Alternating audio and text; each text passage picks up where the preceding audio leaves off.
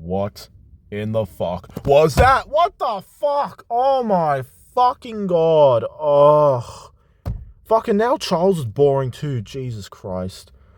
Yeah, I'm not even going to bother doing my intro for this, guys. I'm literally sitting in my car in the fucking rain right now.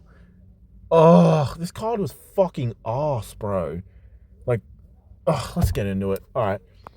Let's talk about that main event. Charles Oliveira, Max Holloway. What the fuck was that? Like, this is literally Dricus Hamzat number 3, actually, because, like, Islam JDM, that was basically Dricus Hamzat number 2. This was fucking, ugh. Yeah, this was DDP Hamzat number 3, just with slightly more action than the last 2 times. But yeah, this was fucking boring, especially for a BMF card. I mean, a BMF title fight on a card that already wasn't that stacked. I was at least expecting this to be a banger. Like, everyone who I was watching this was saying at least the main event will be fun. And this is what we get. Bro, okay, you know what, Paramount? I don't fault you guys for trying to not give all the wrestlers and grapplers title fights. Like, honestly, I was shitting on it before, the idea of giving undeserved contenders title shots over these grapplers who've earned their shots. But honestly, after this, I'm all for it now. Jesus Christ, that was just dreadful. It was fun for like the first round or so when he nearly had the rear naked choke on Max and he started raining down some elbows. I'm like, okay, this is looking bad. But by the 3rd round, I'm like, okay, seriously, this is just getting fucking dead. There'd be like 30 seconds of striking Max. Charles would land some pretty big calf kicks on Max, which I was like, okay, that's fun. And then he'd shoot in and just lay on him. And I'm just like, oh my fucking god. Never did I think I would be making this kind of rant video about Charles Oliveira. Honestly, I'm going to have to shut down the Charles Oliveira fan club.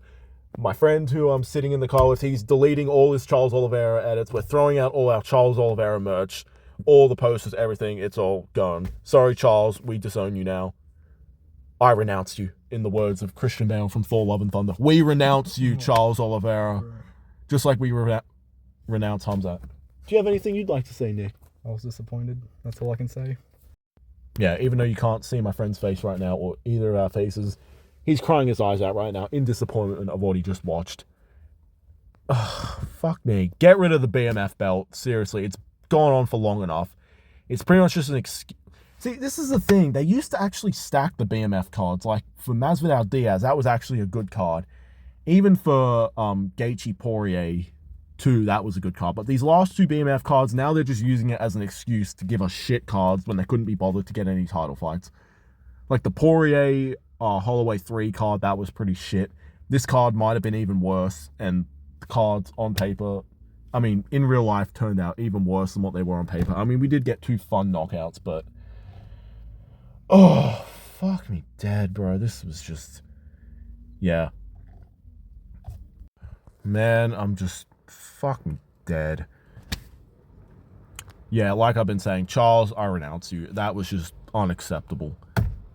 Fuck me. And in terms of the fight itself, like, I was so wrong on my picks. I mean, I had a feeling it would be like I said, a repeat of like Holloway Gaethje, only with the roles reversed where Max is the one being outclassed. Like, I had a feeling the grappling could be too much for him, but I thought if that would be the case, Charles would actually do damage and get a submission, but no, he just stalled for half the fight, just laying on him. Like, I'll be honest, when I saw the size difference between them in the cage, I was like, okay, this might be a problem. Because I'll be honest, for a lot of it, it kind of looked like a lightweight versus a featherweight in there. Like, Charles was so much bigger and physically stronger than Max. And yeah, I thought it could be trouble, especially when he got the first takedown. I'm like, okay, this is not good, especially with how easily he got it. Like, man, I guess they were right. Max never really has fought like a decent like grappler that's going to push the grappling, if that makes sense. Fuck, I don't know. But yeah, on the feet, Max would have some moments where he'd land on Charles because Charles just doesn't move his head, but it didn't matter because Charles would blast him with calf kicks, and Charles honestly actually did pretty well in the stand. Like, he did rock Max a few times with his hands, like you can see in one of the images before. But he would just shoot right away, and like, surely in a fight where you're winning that badly, you could at least take some risks and like stand a little bit, because it's not like he was getting pieced up on the feet. I mean, yeah, Max was landing, but he wasn't like hurting him that badly. Like, Charles was having big moments on the feet. Surely he could have done something then. But yeah, that's all I've got to say about the main event. Man, that was depressing to watch. Like, holy fuck, I never imagined a fight between the two most entertaining fighters in the sport would be this goddamn boring. But then again, Drickus Hamzat happened. Islam JDM also happened. So I guess now the new meta is when you put two of the most exciting fighters together, it's gonna be fucking boring, especially when one of them's a grappler. But yeah, let's talk about the rest of the card. Let's talk about the co-main event, Kyle Borralho versus Reina Dorita. I'll be honest, it was a little more exciting than I thought it was going to be. I thought it was just going to be like a boring range kickboxing fight with some grappling, but it actually turned out pretty fun. Like, we got some big moments from there. They were both going at it on the feet. They landed some big shots. Kyle Borralho did grab the fence for a good, solid minute, and Herb Dean is just, fuck me, Herb Dean sometimes. Yeah. But, no, it was a fun scrap for what it was. I was honestly not invested in this fight really that much, but it turned out to be fun-ish. Right.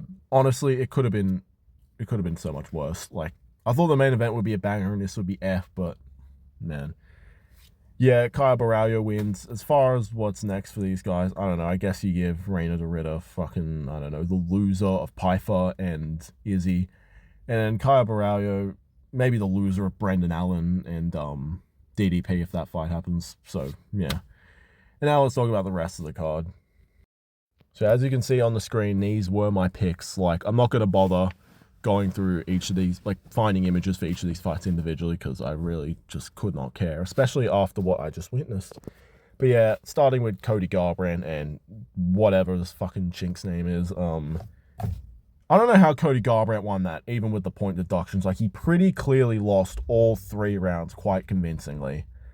And, yeah, because of a point deduction, somehow Cody Garbrandt wins 28-27, even though he clearly lost all 3 rounds on damage and on volume. Like, what the fuck? That 3rd round, I don't even know what the fuck that was. It was fun. It was probably the most fun thing that happened on this card. Well, actually, no, that's going a bit far. The next 2 fights are probably better. But, yeah, Cody Garbrandt is back, I guess, sort of, kind of. I mean, he's back in the winning column, even though, he lost that fight. But, yeah, I don't know what you even do with Cody Garbrandt at this point.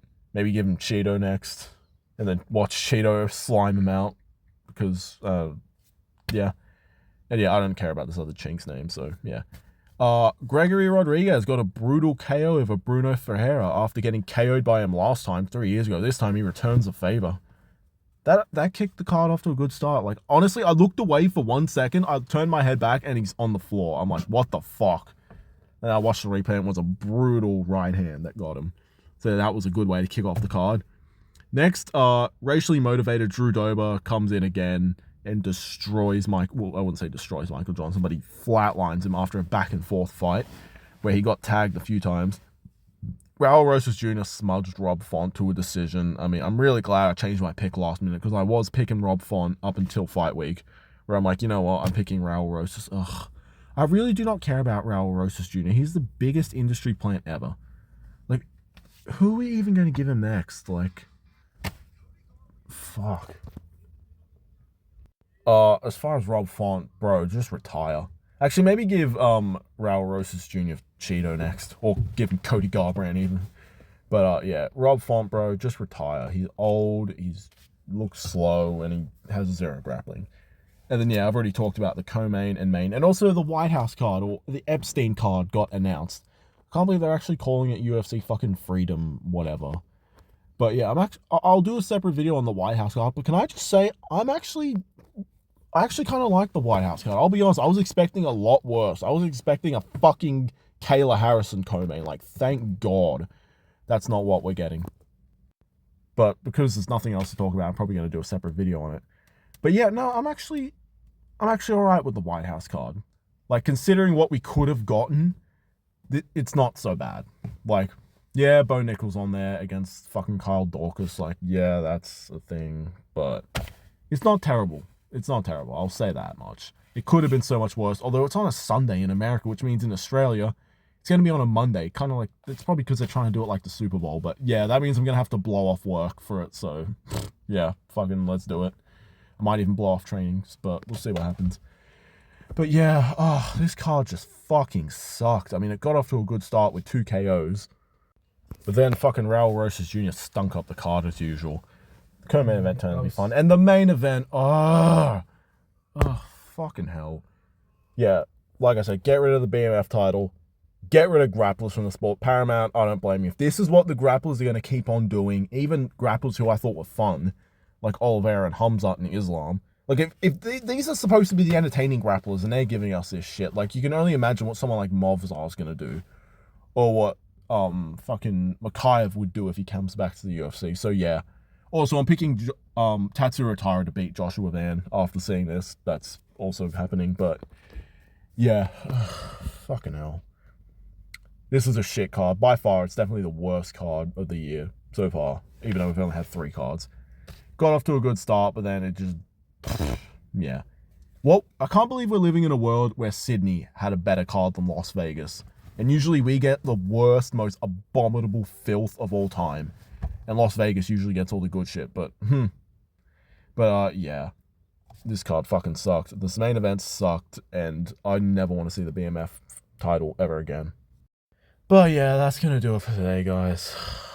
Please like, subscribe, all hail the Marlin Army. Yeah, I'll do a video on the Epstein card real soon. And yeah, I'll see you guys real soon. Fucking hell. Goodbye, guys. I'm going to go drive my car into a pole now.